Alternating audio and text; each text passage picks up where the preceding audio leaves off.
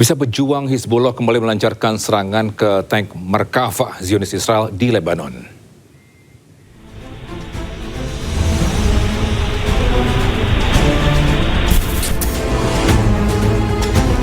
Bisa pejuang Hizbullah terus menggempur pasukan Zionis Israel di Lebanon Selatan. Pada serangan ini, pejuang Hizbullah menargetkan tank Merkava milik Zionis Israel. Selain itu, serangan ini dilakukan saat gencatan senjata masih berlangsung antara Lebanon dengan Israel. Pejuang Hizbullah menginginkan Zionis Israel keluar dari wilayah teritorial Lebanon Selatan.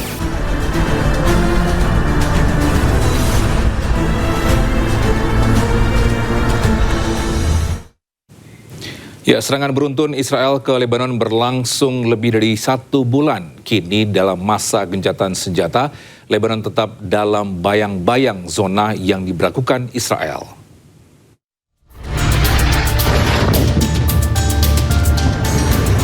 "45 hari Israel membombardir Lebanon. Serangan yang berlangsung puluhan hari itu menewaskan 2.400 orang dan menghancurkan 62.000 rumah. Selain itu, lebih dari 1 juta orang juga mengungsi sejak dimulainya kembali pertempuran antara Israel dan Hizbullah pada 2 Maret 2026 lalu. Tank Israel melakukan invasi darat di Lebanon Selatan meski dalam masa gencatan senjata. Serangan tanpa henti Israel ke Lebanon menyebabkan kerusakan luar biasa dan lokasi terdampak paling parah berada di kota Taibeh, Nabatiyeh, juga Bin Jabel. Israel menetapkan garis kuning atau zona terlarang sekitar 10 km dari perbatasan sebagai langkah pencegahan terhadap serangan Hizbullah. Zona aman juga dibentuk yang akan mencakup sekitar 10% wilayah di Lebanon. Dari simbol persatuan lintas iman kini berubah menjadi saksi bisu kehancuran perang. Situs suci di Lebanon Selatan ini kembali jadi sorotan dunia.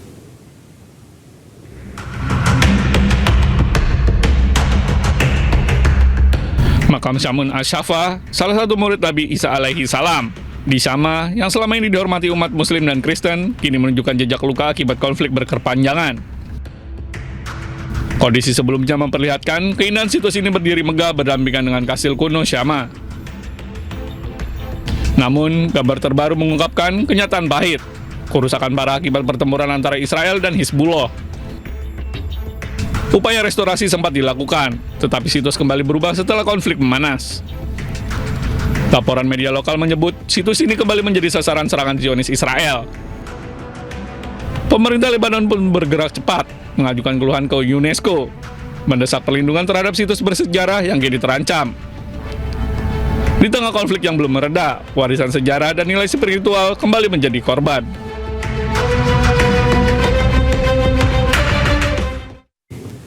Pemirsa, para pendukung kelompok Yahudi anti-Zionis Neturei Karta turun ke jalan-jalan kota Yerusalem pada hari Kamis untuk protes atas keyakinan mereka setelah perayaan Hari Kemerdekaan Israel pekan ini.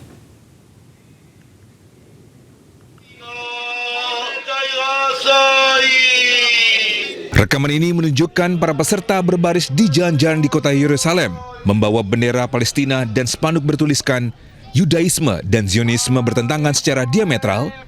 Negara Zionis menentang Tuhan dan anti-Zionisme bukanlah antisemitisme.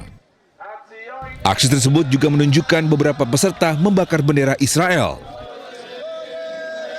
אנחנו פה אחרי 78 שנים, שנות מרידה בשם מטרותיו, שהוקמה מדינה ציונית שבאה לדרוס כל זכר של יהדות ביהודים. והם רוצים, חוץ מזה שהם רוצים לגייס אותנו לצבא השמד, רוצים שהזהות היהודית לא תהיה והלבוש היהודי לא תהיה וכל סממן יהודי לא תהיה, רק רוצים נגיעות של סממנים יהודים בתוך הציונות. אז אנחנו מכריזים היום, אחרי 78 שנות מרידה, שהיום הוקמה המדינה הזאת, שאנחנו מתאבלים, אנחנו צמים, אנחנו הולכים ברחובות עם סג ואפר, ואנחנו מייחלים ומתפללים לביטולה המהירה של המדינה.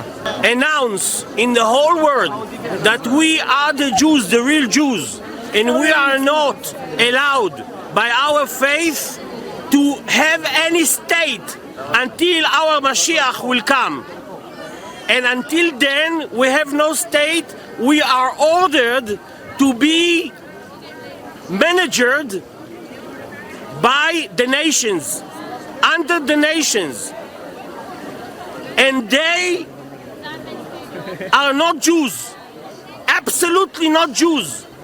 They confuse the whole world. They acting like Jews. It's like Hollywood. They're acting like Jews. They speak our language, and the whole world fell by believing them that they are the real Jews. But actually, they are not the Jews. Kelompok Nutraikarta menyuruhkan pembubaran damai negara Israel karena meyakini bahwa pembentukan negara Yahudi dilarang secara agama sebelum kedatangan Mesias mereka.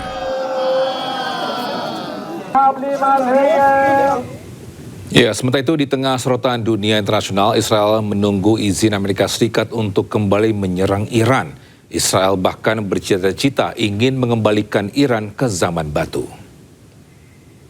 לחידוש המלחמה מול איראן. צה"ל ערוך בהגנה ובהתקפה ומטרות מסומנות. ממתינים לאור ירוק מארצות הברית, בראש ובראשונה כדי להשלים את חיסול שושלת חמינאי, יוזם תוכנית ההשמדה נגד ישראל, ואת מחליפי המחליפים של מנהיגות משטר הטרור האיראני. ובנוסף, להחזיר את איראן לעידן החושך והאבן, על ידי פיצוץ מתקני האנרגיה והחשמל המרכזיים, וריסוק התשתיות הלאומיות הכלכליות.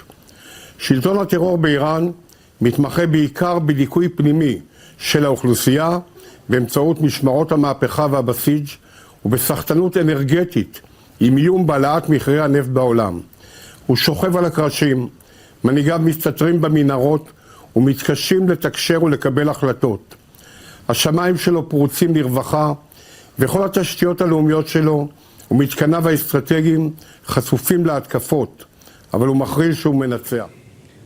Pemirsa, Komandan Angkatan Darat Iran memperingatkan musuh agar tidak meremehkan kekuatan militer Iran. Peringatan ini menegaskan kesiapan tempur Iran di tengah ketegangan kawasan.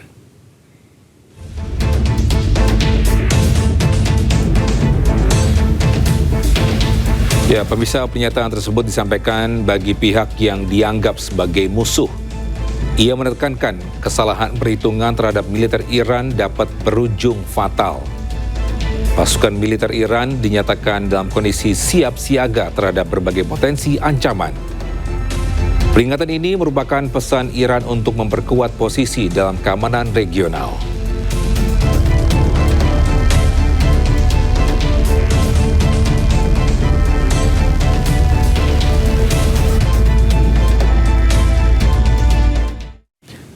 Bisa ribuan warga Iran dan pengantin baru turun ke jalan memenuhi pusat kota Tehran, Iran sebagai bentuk dukungan mereka melawan Amerika Serikat dan Israel.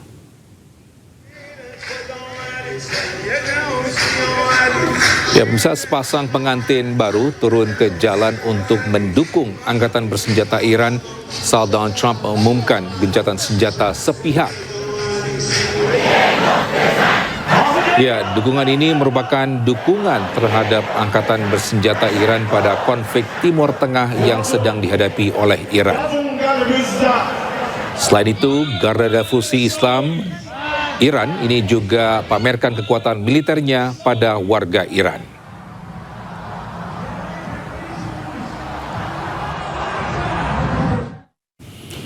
Bisa anggota parlemen Iran Abul Fazl Zohrafan ini mengatakan Amerika Serikat harus menerima tanggung jawab atas kesalahan strategis serangan sekolah di Minab yang mematikan. بازی رو 0-1 شروع کرد. یعنی یک نوع قمار نظامی سیاسی رو زد که هیچ آدم عاقلی چنین کاری نمیکنه و امروز باخته و به ما خسارت وارد کرده. بنابراین اول باید بپذیره مسئولیت این خطای راهبردی رو به عنوان متهم تجاوز به ایران، کشتن 160 کودک دبستانی ما رو و اینکه به چه حقی و به چه جرأتی تونستی بیای رهبر ما رو در خانه خودش در کنار خانواده به شهادت برسونی. پس اول پذیرش مسئولیت این اقدام هست. دوم مسئله تقبل پرداخت غرامت هست. پس از اون مشکل نداره. حالا ما راجع به 60% و مسئله غنیسازی و مسئله تنگه هرمز و اینها حالا میتونیم مذاکره کنیم، ولی قبل از هر چیز مسئولیت این اتفاق رو. Misi negosiasi antara Amerika dan Iran belum mencapai kata sepakat. Amerika perpanjang gencatan senjata, menuntut Iran tak gunakan nuklir. Iran pun memberikan jaminan soal penggunaan nuklir, namun Amerika harus mencabut blokadenya dari Selat Hormuz yang diklaim milik Iran.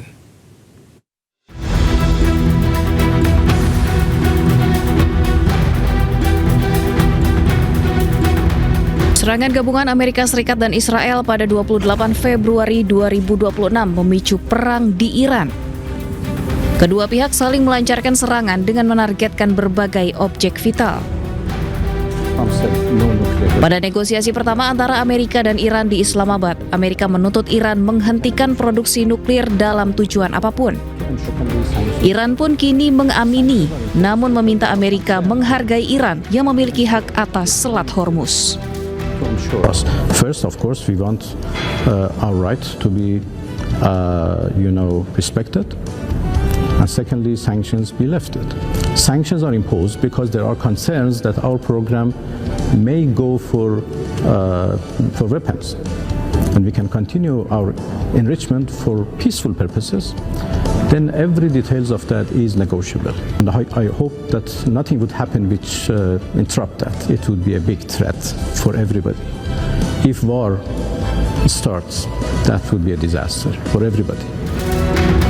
Sementara itu, Sekretaris Pers Gedung Putih menyebut Amerika Serikat menawarkan fleksibilitas kepada Iran.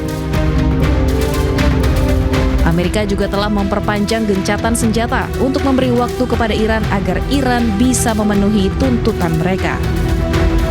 Again, the president's offering them a little bit of flexibility because we want to see a unified proposal to the president's very strong proposal, and he's made his red lines very clear. So as we await that response, there's a ceasefire with the military and kinetic strikes, but Operation Economic Fury continues, and the effective and successful naval blockade continues as well of ships and vessels that are moving to and from Iranian port. Gencatan senjata antara Iran dan Amerika membuka ruang diplomatik bagi kedua negara untuk menyelesaikan persoalan. Serangan rudal juga dilaporkan telah berhenti, setidaknya untuk sementara waktu. Ya, sementara itu aksi unjuk rasa menentang perang Iran berubah menjadi kekerasan di London pada hari Rabu. Para demonstran dilaporkan ditikam dalam insiden tersebut. Para pengunjuk rasa berkumpul sambil meneriakkan yel-yel, mengibarkan bendera Iran, dan membawa spanduk bertuliskan slogan-slogan pro-Khamenei. Mereka juga menyatakan kemarahan terhadap pemerintah Amerika Serikat dan Inggris karena mengizinkan Amerika menggunakan pangkalan udaranya di Timur Tengah. Di tengah aksi unjuk rasa tersebut, kekerasan pun terjadi. Dilaporkan dua pria berusia dibawa ke rumah sakit ini akibat luka tusuk. Sejumlah media melaporkan saksi mata menyalahkan para pengunjuk rasa tandingan pro-Syah atas kekerasan yang terjadi. Namun hal tersebut masih belum dapat diverifikasi secara independen.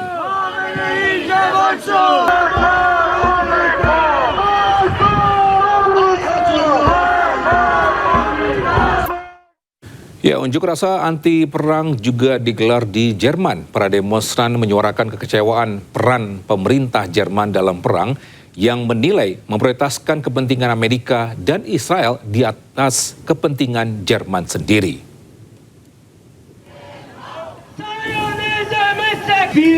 Ya, puluhan peserta menggelar unjuk rasa anti perang dengan mengibarkan bendera Iran di gerbang Brandenburg, Jerman.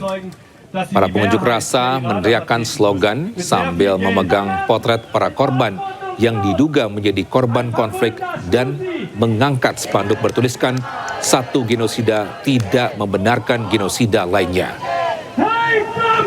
Para demonstran juga menyuarakan kekecewaan yang semakin besar terhadap peran pemerintah Jerman dalam perang.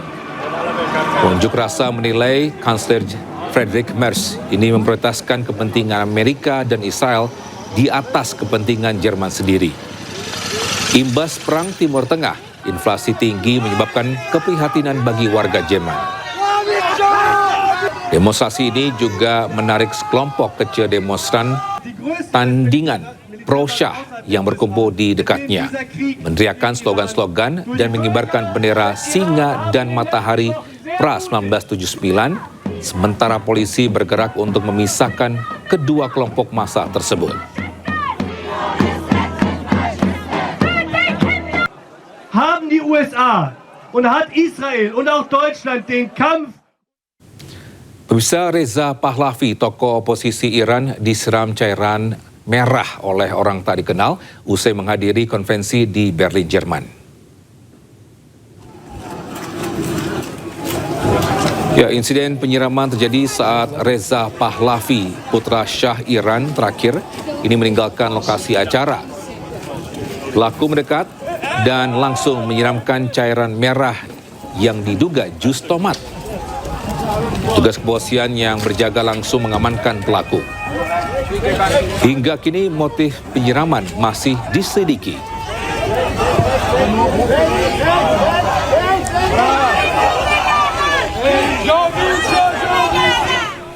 اسلامی به ضمانت عبور خواهد کرد. Ya, pemirsa, insiden terjadi di tengah meningkatnya tensi politik terkait Iran serta sorotan terhadap tokoh oposisi Iran. Reza Pahlavi merupakan putra mahkota Syah terakhir Iran, Muhammad Reza Pahlavi, ini yang digulingkan dalam revolusi Iran di tahun 1979. Sejak saat itu, Reza hidup dalam pengasingan dan aktif suarakan perubahan rezim politik Iran dan dukung sistem demokratis.